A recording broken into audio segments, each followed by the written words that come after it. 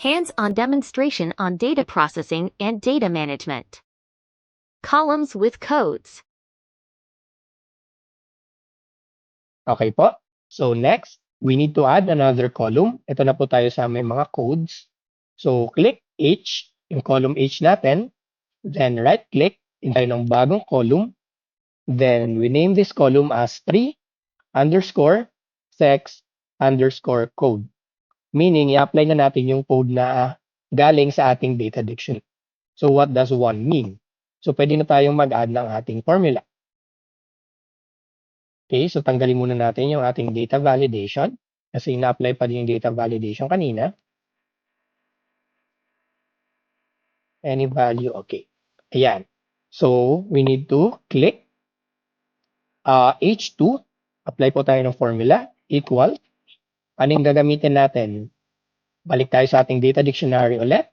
Review natin. Ano yung value ng sex kapag one siya? Is it male po ba or female? Check natin. Kapag sex siya, ayan, sex niya is 1, it's and 0, it's female. So ilagay natin yan dito sa ating Scholar app. So equals if yung value ng ating G2 ay equal sa 1, it's male. Ulitin lang ulit natin, copy paste.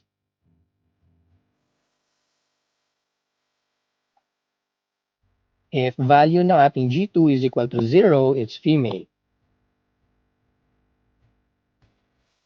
Ayan. Kapag else, NA applicable.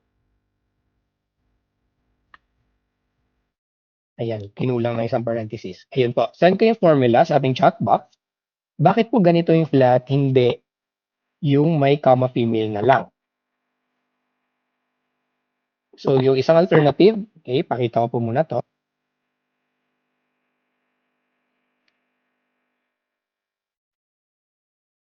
Okay, save ko muna.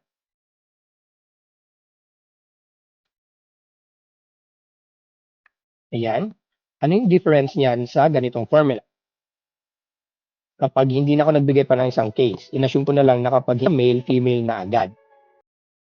Ang issue kapag ganito yung formula natin is, paano kapag yung in-input ng ating encoder is 2? Hindi siya 1. So, hindi display nitong second formula natin, female, which is hindi dapat siya female. Right? Nagigets po ba natin? Again, ito yung second formula. Okay siya kapag sure na sure ka na yung entries is 1 and 0 lang. Meaning, na-check mo talaga na yung value dito sa column G is 0 and 1. If hindi ka sure, mas maganda gamitin natin itong formula na to, yung mas mahaba.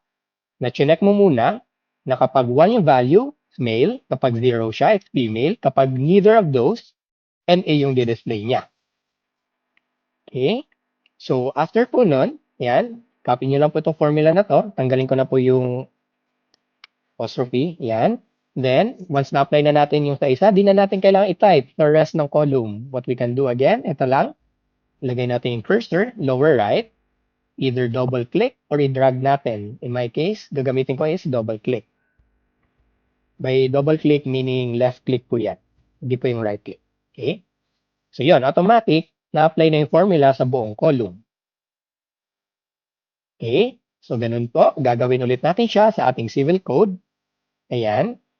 But this time, mas madami na po. So, we'll have to take note muna sa ating data dictionary. Yung codes natin is one single, married, widowed, separated. Okay? So, apply natin. Add ulit tayo ng bagong column. Ayan. So, 4 underscore civil underscore code. So, technically, na-applyan ko lang ng code yung, ni-reveal ko lang kung ano meaning ng mga codes na yon sa ating 4 underscore civil na column. So, same formula. Equals if yung value nito, yung I2 is equal to 1, i-have it as single. Ayan. Kapag 2, married, ayan. So, ika-copy-paste ko yan. Since I type na madami, Control-C, tapos Alt-N, Control-V. Kapag yung value niya ay 2, nakalimutan ko yung comma. Pag yung value niya ay 2, comma, married, then Alt-Enter again, Control-V. Kapag yung value is 3, separated, widowed.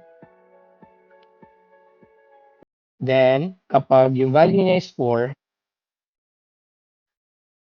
separated.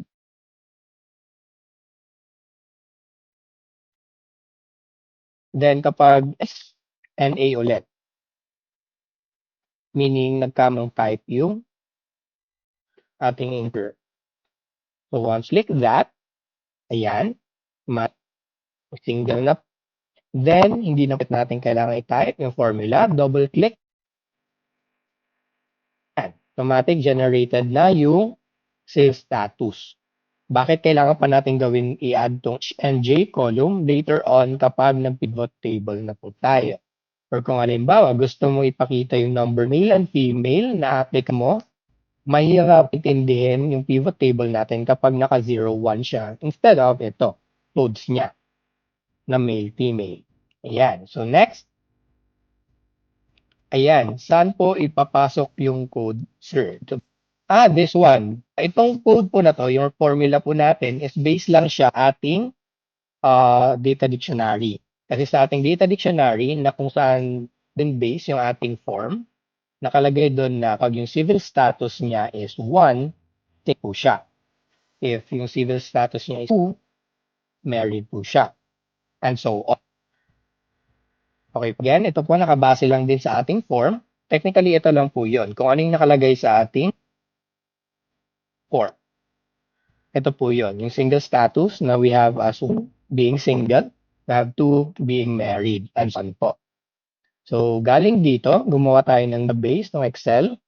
Then, ina po natin yung codes niya. Kasi mas madali nga pong mag-type using codes, meaning yung numbers na 1, 2, 3, 4, kesa itatype yung word na single, married, widowed, or separated. Okay po. Para i-input sa data validation, hindi na po. Itong formula na po mismo yung itatype natin. Yung sa ating Scholar application, generally po kasi, ayan, ito po yung nakuha nating data, yung raw data po natin. So, naka 0, tapos naka 1, 2, 3 man sa civil status. So, we'll have to convert this. To convert po natin, ano yung sabihin ng 1 na to sa civil status, and ano yung ibig sabihin ng 2 na yan sa civil status as well. And add tayo ng column kasi later on, pag magpa-process na tayo ng data using pivot tables, makikita natin na, kapag ilan yung married applicants ko, ilan yung single applicants ko, and so on. Mas madali po siya makita kesa yung nakalagay po doon is 1. 1 yung, 1 yung code nagay doon, tapos nakalagay lang is yung cap. Malilito tayo, ano ibig sabihin ng 1? Especially kung yung magbabasa ng table or yung pivot table natin, hindi muna tinignan yung ating data dictionary. Okay po, so again, ito po, originally, nag-start po tayo na coded siya, meaning naka-numbers yung ating sex and ating civil status. Ganyan, ilalagyan po natin siya ng meaning. Ano po yung meaning? 1, 0 na yan. And ano meaning ng 2, 3, 4? Yung significance po ulit, mention. Maya na po pag magpa-process na tayo, data analysis using pivot po. Doon nyo po siya ma-appreciate. Kaya, okay po. So again, for now po, yung formula, ika-copy-paste lang po muna natin yan.